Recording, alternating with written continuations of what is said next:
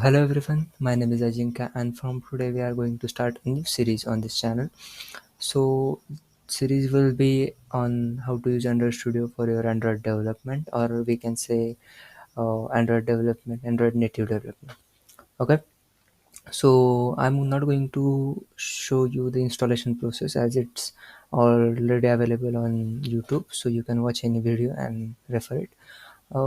Then when we start our Android Studio, firstly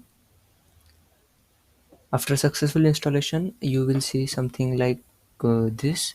So these are some of my old projects, so that's why it's showing here. Yeah, there will be no projects in your system. So there are a few options like create new project, open an existing project, get from version control. This is from importing the project or importing the code from the GitHub or any different types of version controls. Then profile or debug apks, this is for debugging apks. Import projects, that is Gradle, Eclipse, old Android extensions, or you can import sample codes also. So let's start with creating new projects. So basically in this first video we are going to talk about some basics of Android Studio and some of the requirements that we need to complete. Okay, so here firstly you can see there are different types of devices like phone and tablet, Wear OS, Android TV, Automotive, etc. So we are going with phone and tablet, then select empty activity, then click on next. So now it will ask you application name, so type here my first application. You can give any name. I'm writing it as my first application. So it will be now here you will see your package name. You can change that is, but it must be com dot and then your package name. Like my package name is com dot dreamtrace dot my application. And then you have here the location or path where your project will be saved, and then you have to choose the language, Java or Kotlin. Our series will be in Java, so click on Java, and it will say minimum SDK. By default it will take minimum SDK as the new updates of Android Studio. So currently minimum SDK is 23, that is Android 6 Marshmallow. Okay, so it says that your app will run on approximately 94.1%. Anything, no worry about it. So let's click on finish. It will take some time to sync your files. You can see your process here, also here. Wait for the process to complete, that is Gradle build needs to be completed. You don't have to do anything until it. After successful completion, it will show some different types of directory structure. As we are going to see the basics, so I am explaining it as well. It will take some time. It might be different time depending on your internet speed or your hardware specification. So wait. Okay, now we can see our Gradle syncing is completed. So here you can see different types of directories. So firstly by default it will says Android, so okay, nothing to do with it. Before going to anything about basics, I'm going to show you something. You need to go here, click on this package, like these settings for a new project. Here you can see Android SDK. You need to install SDK of your Android version that you are going to run on which device. It depends on that. If your device having Android 9.0, then you have to download it. That is, simply click on here and click apply, and then it will now start installing the SDK. It is required if you are using an external device to run your application, and it depends on you which your Android OS is. Then you have to install according to it.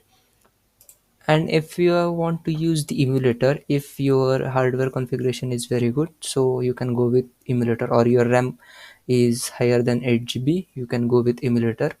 I would prefer if your RAM is 16 GB, then only go with emulator. So click on here, then here create a new virtual device, click on it, then select a device you want. I'm just selecting anything. then click on next, then select the API level or the simply Android OS. So by default currently it is selected R, so click on next, and when you click on finish it will create a new AVD, that is Android virtual device. I already have one virtual device, so I need not to go with it. In the next or in the second video, when we go some basic steps, then we are going to try and run our application. So then I will told you I will talk about this virtual device. Rather than you have not to do anything. If you want to change the theme, you can go into appearance and then select the dark color for dark theme and light for the light theme.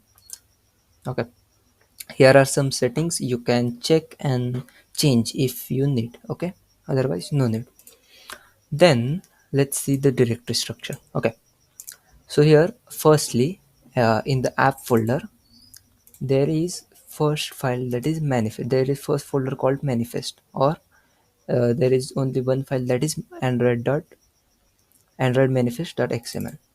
When we open this file, we can see our application configuration data, that is our launcher icon and app name, etc. And here we can also see activity, that is by default created. Activity main is by default created, and it is our launcher activity. If the activity has these two statements, then it is called as launcher activity. Launcher activity is nothing but the first activity when you run your app, or when you open your app, the first activity will be opened is nothing but launcher activity. Okay, also we can add different permissions, that is internet permission or camera permission in the same manifest file, so that's why manifest is used. Then there is next folder, that is Java folder. As we can see, when we are creating project, we ask about the package name, so here we can see our package name. Then click on the first folder, that is com.dreamtrace.my my first application. Inside that there is a name, or there is a Java class, that is main activity. Here you can see main activity, it is the backend of first activity. So in Android there are two different files, one is XML and one is Java file. In the XML file, all the GUI, or we can say all the graphical user interface, it is we can design on that.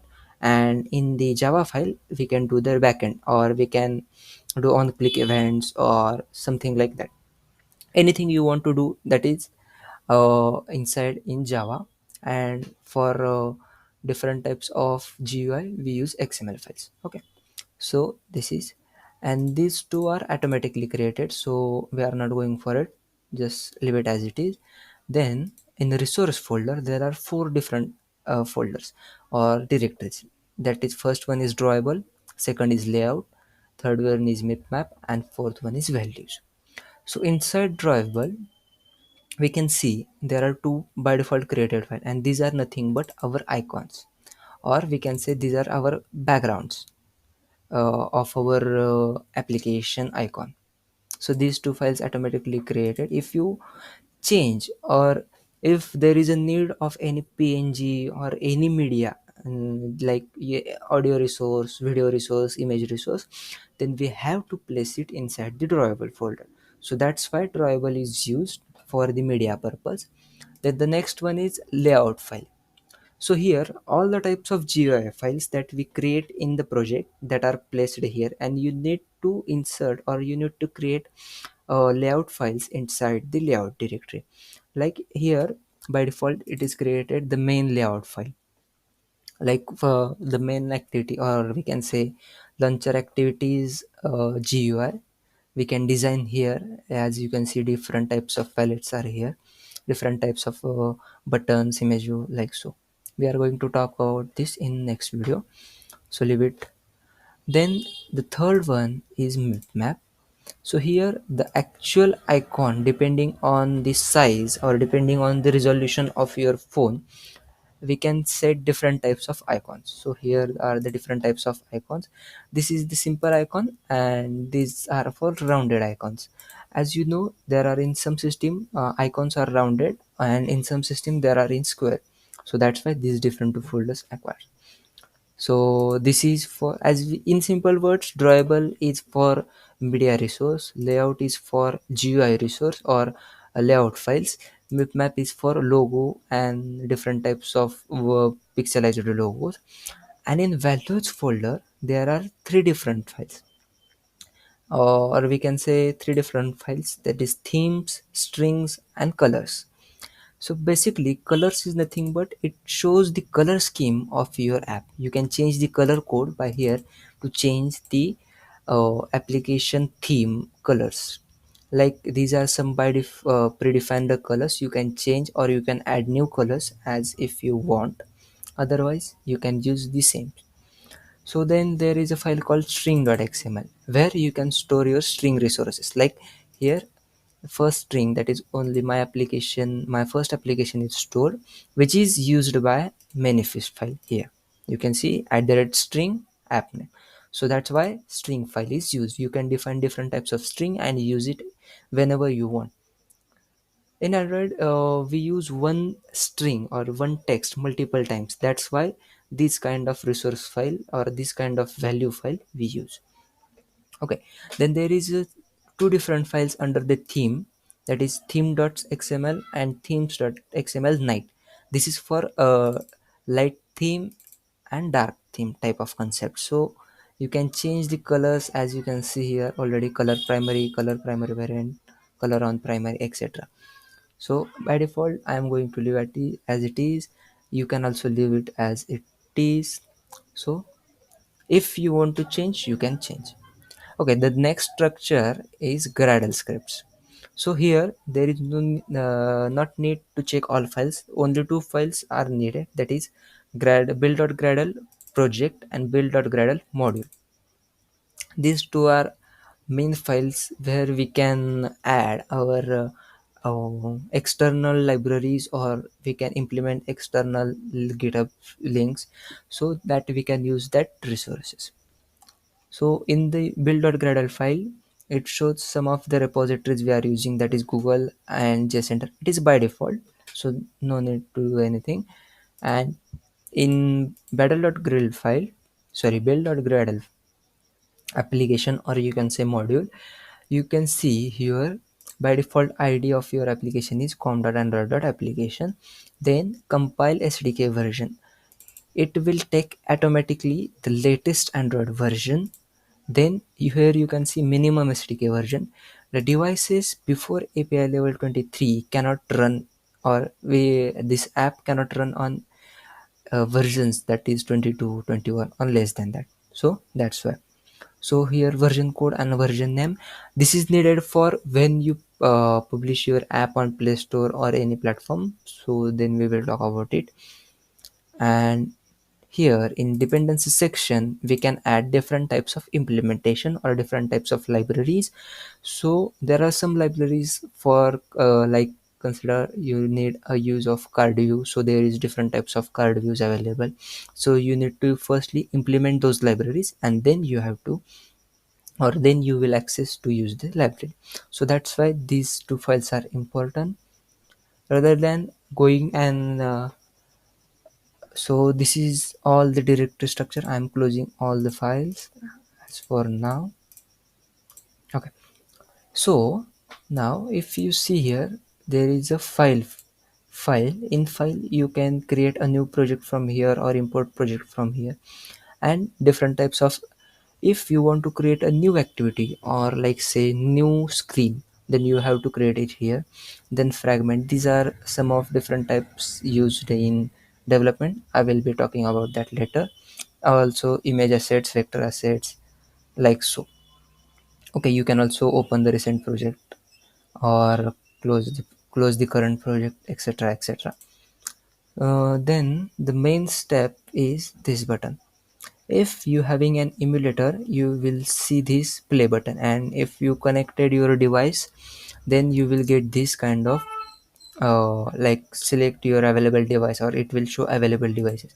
So currently my available device displays here Pixel, that is, you can see their name is Pixel XL API 30. So if when I click on this button, run button, it will run, or alternatively we can press shift F10, so it will run our web. So nothing to display on our app, so we are not going to run in this video. We are going to create some new things in new video, then we will talk about this AVD, or I'm going to show you how you can run your app on your own mobile phone. So okay, so it's enough for this video. Hope you like the video. Please share, comment, subscribe, and if you have any doubt, then let me know in comments, or you can reach me on the Instagram also. And finally, thanks for watching.